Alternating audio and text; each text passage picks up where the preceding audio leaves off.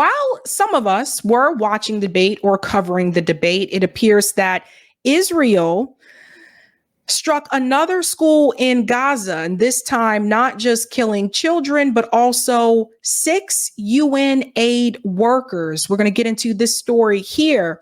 6 UN aid workers among 18 killed in an Israeli strike on the Gaza school. This one kind of flew under the radar because, again, I said some of us were watching the debate. Israel has bombed a UN school sheltering displaced people in central Gaza, killing at least 18 people, including the shelter manager and 5 other UNRWA staff. So again, we have UNRWA staff that has been killed as well.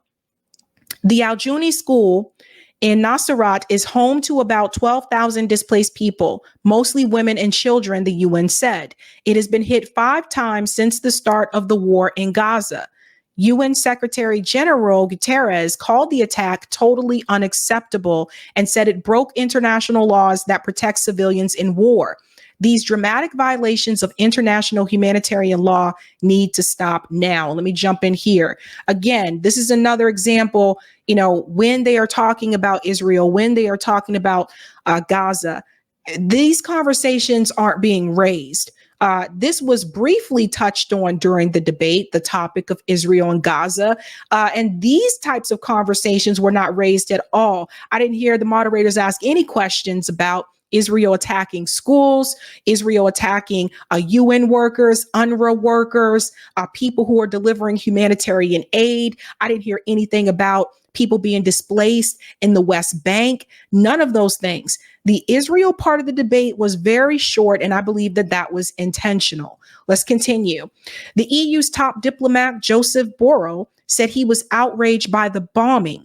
The disregard of the basic principles of international humanitarian law, especially protection of civilians, cannot and should not be accepted by the international community. The U.S. Secretary of State Antony Blinken said Washington would continue to urge Israel to do more to spare humanitarian sites. We need to see humanitarian sites protected. That's something we continue to raise with Israel.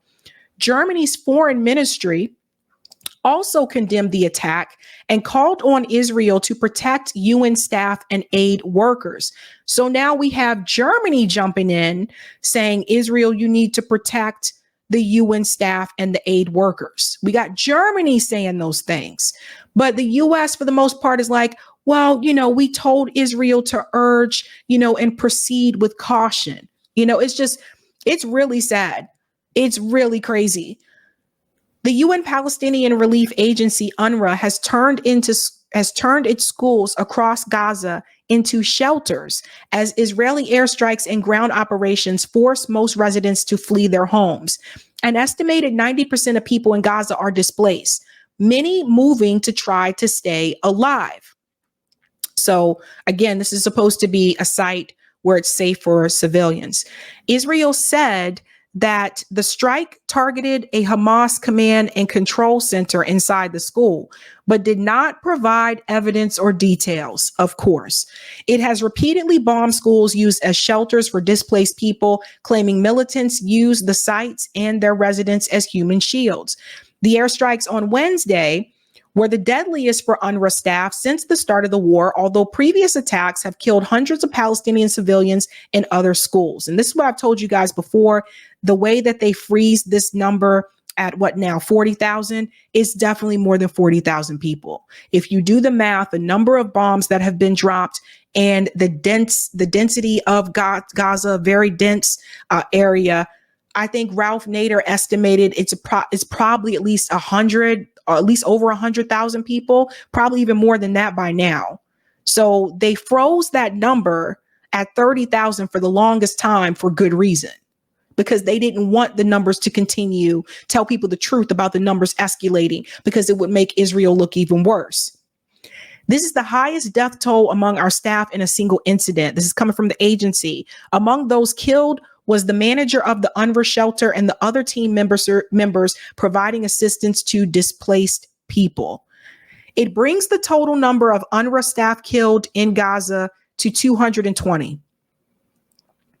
The agency head, Felipe Lazzarini, said on X, humanitarian staff, premises, and operations have been blatantly and unabatedly disregarded since the beginning of the war. More than 4 out of 5 schools in Gaza have been directly hit or badly damaged and will need reconstruction or substantial renovation. That's according to the UN survey in July. These 650,000 children in Gaza have not been able to study for nearly a year.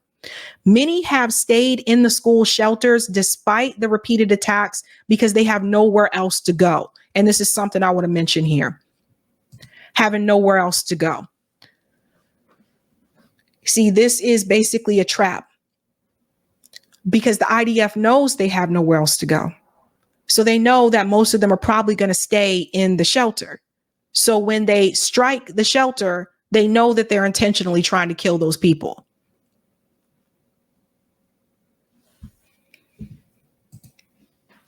Most of the people took refuge in the schools and the schools were bombed. Where will people go?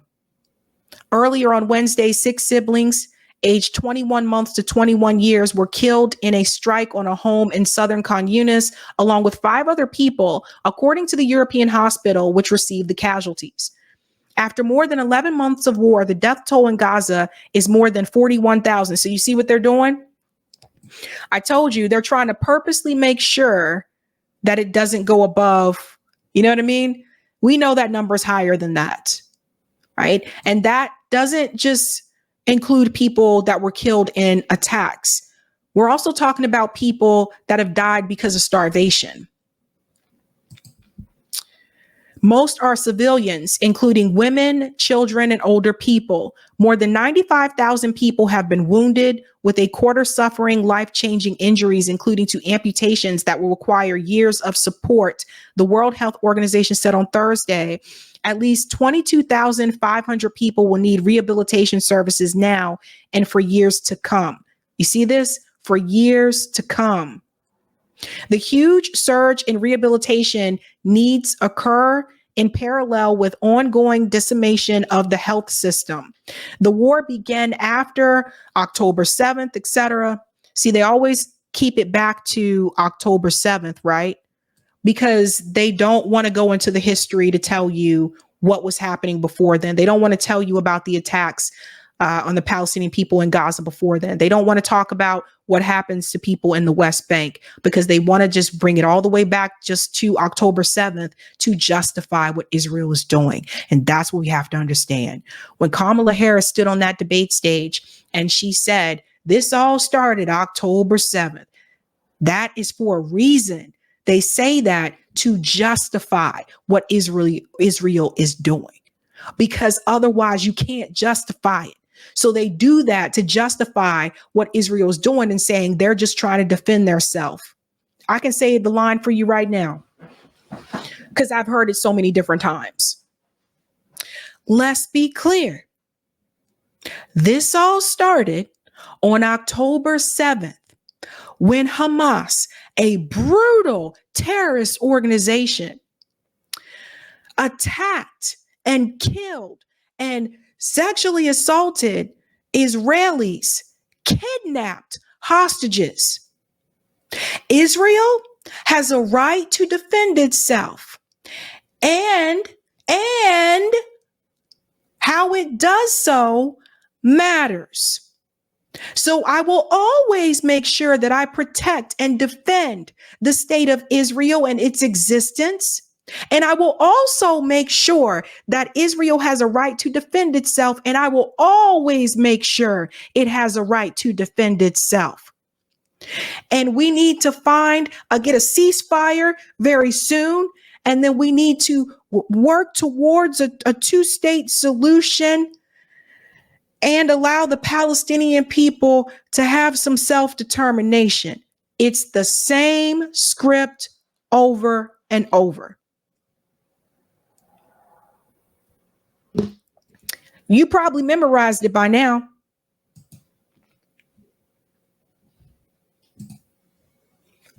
Something else I've noticed when it comes to the State Department and the way that they respond to death in the Middle East. I want to show you a comparison Of the State Department responding to Hersh Goldberg when he was killed versus the response about the American activist Senor E.G.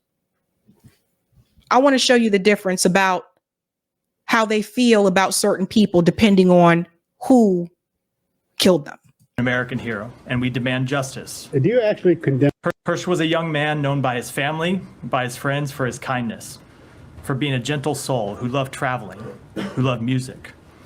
And of course, he was attending a music festival on October 7th when it was attacked by Hamas. As Secretary Blinken said this weekend, Hersh Goldberg Poland is an American hero, and we demand justice. Do you actually condemn the actual act of killing an American citizen protesting, the aggression of, let's say, the Israeli occupation army? So you condemn the act of the killing itself. Do you condemn that act? Let's just be very clear. Of course, we would condemn the death.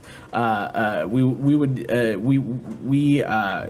death of any American citizen is heartbreaking.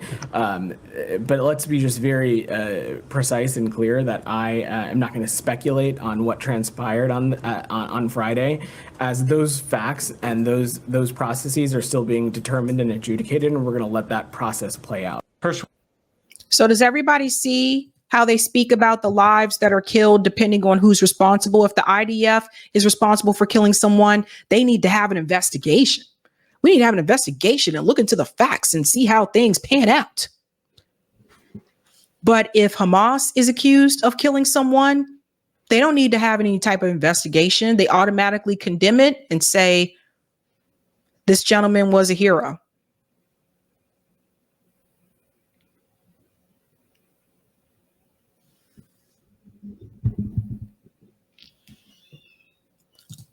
This country that wants you to believe that we are more united than divided wants to overlook the things that I just showed you. Now, I'm not going to talk about how people in the Middle East are talking about Palestinians or Israelis right now. I'm going to talk about how America, how our State Department talks about it. Our State Department prioritizes one group over another. Our State Department does that. This country is known for that. This country is known for prioritizing one group over others. So we shouldn't be surprised. But you can see the lack of compassion when the IDF is at fault. Just like you saw the lack of compassion when it was released, the video was released about the Palestinian detention center and the sexual assault that happened to Palestinians at the detention center, where they had video footage. Where was the compassion from the State Department? There was no compassion. It was, we need to have an investigation. The video right there. But when there were accusations of sexual assault on October 7th, they didn't need to have an investigation. They just took it at word.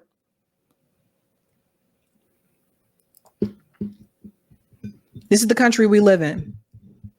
Never forget that.